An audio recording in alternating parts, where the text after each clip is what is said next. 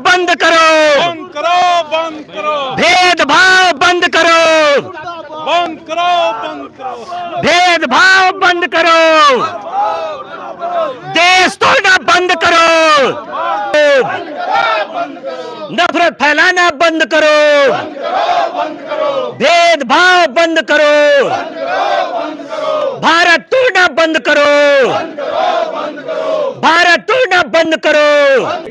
अत्याचारी ये सरकार नहीं चलेगी, नहीं चलेगी, संविधान विरोधी ये सरकार नहीं चलेगी, नहीं चलेगी, संविधान विरोधी ये सरकार नहीं चलेगी, नहीं चलेगी। जो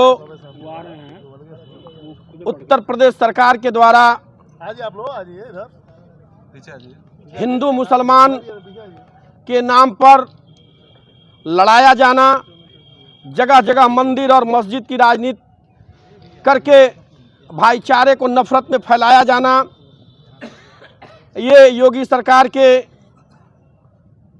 धारणा बन चुकी है। इसमें हम सभी कांग्रेसी हाटा नगर पालिका में मदनी मस्जिद के ध्वस्तीकरण के विरोध में जिलाधिकारी को ज्ञापन देने आए हुए हैं और जिलाधिकारी से हम मांग मस्जिद गिराने की आवश्यकता क्या पड़ी। इस क्रम में हम लोग जिलाधिकारी महोदय से मांग करने और ज्ञापन देने आए हैं और यह बताने आए हैं कि यदि 3 दिन के अंदर ये सरकार, ये प्रशासन हम लोगों को जवाब उपलब्ध नहीं कराती है तो हम सब नगर पालिका का घेराव करेंगे और व्यापक मात्रा में वहाँ पे हम लोग धरने पे बैठेंगे। इसी के साथ हम सब कांग्रेसी गंगा जमुना तहजीब के साथ एकता का संदेश लेके और एकता की राह पे चलने के लिए शपथबद्ध हैं और शपथबद्ध रहेंगे। जो है जहरुद्दीन जी और यहाँ पे आए हैं मुस्लिम मस्जिद देखने के लिए। यह जो कार्रवाई की गई है, क्या कार्रवाई सही की गई है? ये तो अल्लाह भी बता देगा, ये बहुत गलत कार्रवाई है। इसको देखने के बाद जो कल से जिस तरीके से छावनी में तब्दील करके बुलडोजर चलाया जा रहा था और जिस तरीके से ये किया जा रहा था, किसी का भी कलेजा फट जाएगा। और ऐसा नहीं है कि ये सिर्फ एक धर्म की बात है। जो सच्चा होगा, यानी जो इंसाफ परस्त होगा, जो न्याय का मानने वाला होगा, वो किसी भी, चाहे मंदिर पे बुलडोजर चले, चाहे मस्जिद पे बुलडोजर चले, तो उसका कलेजा तो फटेगा। तो सही का तो सवाल ही नहीं उठता है, बहुत गलत हुआ है। अगर थोड़ी बहुत कहीं कमियां रहती है तो मंदिर और मस्जिद पे तमाम आप रोड के किनारे देख लेंगे तो रोड के अंदर तो किनारे जो मंदिर मौजूद है या और अन्य पूजा स्थल मौजूद है तो वो मानक के अनुसार नहीं करता है। तो आप उसको क्या करेंगे? उसको लोगों की, एक तरफ लोगों की आस्था की बात आप करते हैं और दूसरी तरफ लोगों की आस्था पे कुठारघात कर रहे हैं, तो ये तो गलत हुआ है, नाजायज़ हुआ है, सरासर नाजायज़ हुआ है। यानी योगी सरकार की तरफ से जो बुलडोजर चलाया गया है गलत है। अब देखिए, सुप्रीम कोर्ट का तो स्पष्ट आदेश है, 2024 में ये आदेश कर दिया गया है कि अब किसी भी प्रकार के धार्मिक स्थलों पर किसी भी प्रकार का बुलडोज़र नहीं चलाया जाएगा। मतलब आप बिना किसी नोटिस के, बिना जब चाहे जिसके ऊपर बुलडोज़र की कार्रवाई नहीं करेंगे।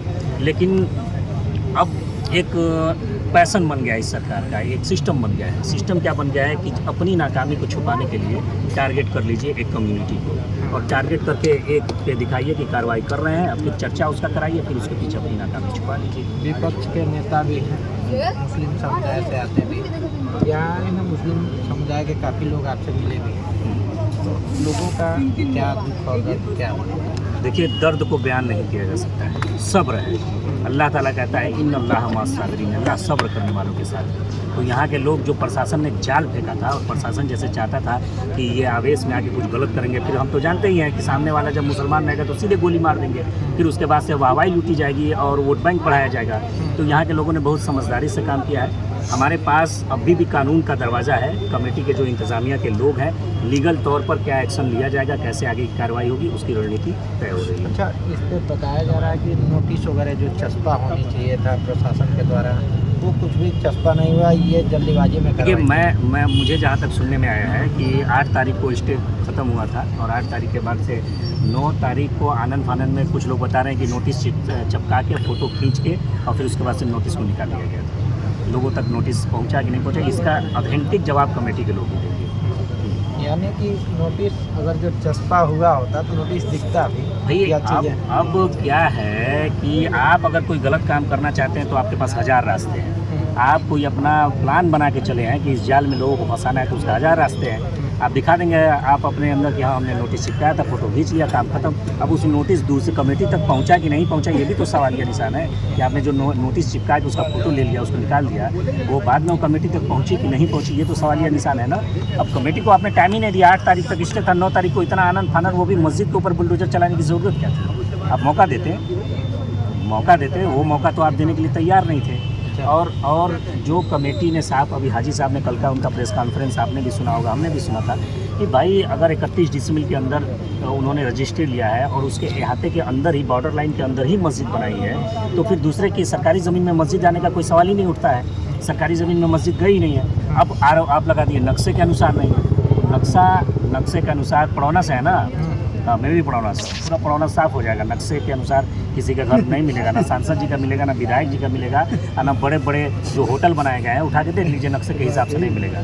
तो वो बड़े बड़े बिल्डिंग और पूंजीपतियों का आप जाके देखिए कि नाले के ऊपर बना दिया गया है, बड़े बड़े मॉल बन गए हैं। जाके देखिए आप पटरौना में, चलिए मैं आपको दिखाता हूँ कि सरकारी नाला है उसके ऊपर मॉल बन गया है। तो आप वहाँ तो कार्रवाई करेंगे नहीं। आपको क्या दिखाई दे रहा है? मस्जिद। क्यों मस्जिद चूज़ कर रहे हैं?